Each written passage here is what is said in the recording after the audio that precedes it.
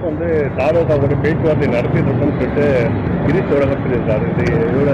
இது எப்படி ஏதாவது முடிவானால் கண்டிப்பா எங்களுடைய தலைவர் வாயிலாக அறிவிக்கப்படும். எந்த முடிவுனாலும் ஏதாவது வந்தால் கண்டிப்பா அறிவிக்கப்படும். ஸோ அது சம்பந்தமாக இப்போ வந்து இந்த ஸ்டேஜில் யாரும் கருத்து தெரிவிக்கிறது சரியா இருக்காது. முடிவானால் கண்டிப்பா எங்களுடைய தலைவர் பேச்சுவார்த்தைன்றது தொடருதா? ஏன்னா அவர் பேசிட்டு இல்லை, கண்டிப்பாக அது எங்களுடைய தலைவர் அளவில் தான் இருக்கும். அது எந்த அளவில் இருக்குன்னு இப்போ நான் அதில் எந்த கருத்தும் சொன்னால் அது சரியாக இருக்காது. ஏதாவது முடிவுகள் ஏற்பட்டால் கண்டிப்பா எங்களுடைய தலைவர் அந்த முடிவில் எடுத்து, அதாவது உங்க எல்லாருக்கும் தெரியும் என்னன்னா, எங்க கட்சியோட கூட்டணி வைக்க திமுகவை தவிர்த்து மற்ற அனைத்து கட்சியிலும் எங்களுடன் முதல்ல அதாவது 2 வருஷமா தம்பி வர்றாருன்னு கட்சி ஆரம்பிக்கிறதுக்கு முன்னாடியே சொன்னாங்க ஒரு சில பேர். அப்படி இப்போ வரைக்கும் எங்களுடன் கூட்டணி வைக்க பலரும் முயற்சி செய்தார்கள். பெரும்பாலான கட்சிகள் முயற்சி செய்தார். ஆனால் மக்களுக்கு எந்த கூட்டணியோடு மக்கள் இருந்தால் மக்கள் ஏற்றுக்கொள்வார்கள், அதை தான் நாங்கள் தலைவரும் தேர்ந்தெடுப்பார். ஸோ அதுக்காக தான் வெயிட் பண்ணிட்டு இருக்கோம். திமுக மேல வைக்கக்கூடிய குற்றச்சாட்டு வந்து பிஜேபி மேல வந்து தாவேகா வைக்கிறதுன்னு சொல்லிட்டு விமர்சனம் இருக்கு. எந்தெந்த இடத்துல எந்தெந்த இடத்துல திமுக மேல குற்றச்சாட்டு வைக்கணுமோ, இல்ல எந்தெந்த இடத்துல பாரதிய ஜனதா கட்சிகளுக்கு மேல குற்றச்சாட்டு வைக்கணுமோ, எந்த இடத்துல எங்களுடைய தலைவர் தயங்கியதே இல்லை.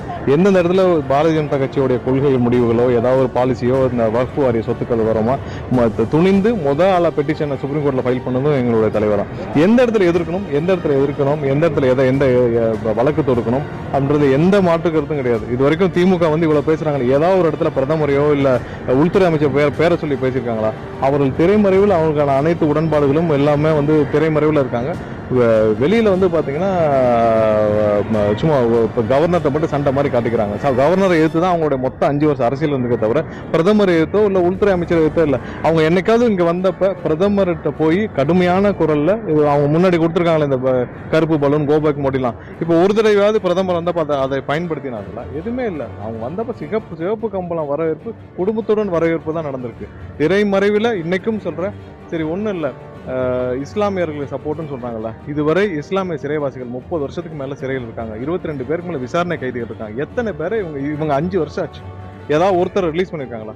22 பேர் விசாரணை கைதிகள் வந்து 30 வருஷத்துக்கு மேல எந்த தப்பும் செய்யாம உள்ள இருக்காங்க, சிறையில் இருக்காங்க. ஏன் இது வரைக்கும் ஒரு நிமிஷம் கூட அவங்க வந்து யோசிச்சு எதுவுமே பண்ணல? எல்லா இடத்துலயும் சிறுபான்மைக்கு எதிராகவும் இல்ல கண்டிப்பா திமுகவும் பாரதிய ஜனதா கட்சியும் ஒன்றாக எல்லா விஷயத்திலும் இருக்காங்க. ஏன்னா அவங்களுக்கான பிரச்சனைகள் அவ்வளவு இருக்கு. இப்ப இது வரைக்கும் வந்து இவங்க பாரதிய ஜனதா கட்சிக்கு தெரியும், திரு கெஜ்ரிவால் அவர்கள்லாம் ஒரே நாள் அரெஸ்ட் பண்ணி உள்ள வச்சாங்க 6 மாசம். இவங்களுக்கு இவ்வளவு ஊழல் குற்றச்சாட்டு இருக்கு. இடி வந்து ஏன் லெட்டர் மட்டும் அமைச்சிருக்காங்க? இடி வெறும் லெட்டர் மட்டும் அமைச்சிருக்கு. இதே இதுல நீங்க வந்து திருமதி கவிதா அவர்களை தெலுங்கானாலையும் இங்க அரவிந்த் கெஜ்ரிவால் ஒரு சிஎம் தூக்கி அரெஸ்ட் பண்ண முடிஞ்ச பாரதிய ஜனதா கட்சி ஏன் திமுகவில் யாரையுமே ஒண்ணுமே தொடரல? வெறும் லெட்டர் தான் போயிட்டு இருக்கு. அதனால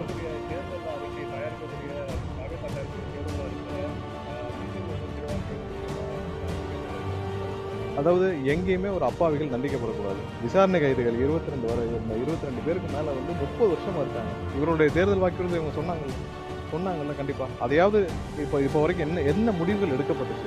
எந்த முடிவுகள் எடுக்கலையே. ஸோ இவர்கள் நீங்க வந்து திமுக வந்து கண்டிப்பாக சிறுபான்மையினருக்கு எல்லா அளவிலும் துரோகம் பண்ணியிருக்காங்க. பாரதிய ஜனதா கட்சியோட திரைமறைவில் எல்லா அளவிலும் அவங்க வந்து கூட்டணியாக இருக்கிறார்கள். அவர்களுக்கு தேவையான அனைத்தையும் செய்து கொடுத்துருக்காங்க.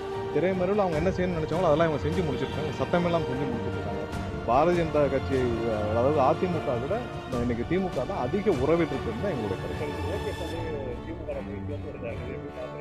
இல்லை, இது 7 வருஷமாக பாரதிய ஜனதா கட்சி வந்து என்ன செய்யணும்னு அந்த இப்படி 8 வருஷமா அதிமுக வைத்து செய்த விளையாட்டின் விளைவு இதெல்லாம் கிடையாது. கண்டிப்பாக இன்னைக்கு அதிமுகன்ற கட்சி அழிந்துட்டு வர்றது எல்லாருக்குமே ஒரு வருத்தமான விஷயம். இன்னும் கொஞ்ச நாள் இதே மாதிரி நினைச்சுன்னா திரு எடப்பாடி அவர்களே வந்து அங்கே போய் சேர்ந்தாலும் ஆச்சரியம் இருக்காங்க.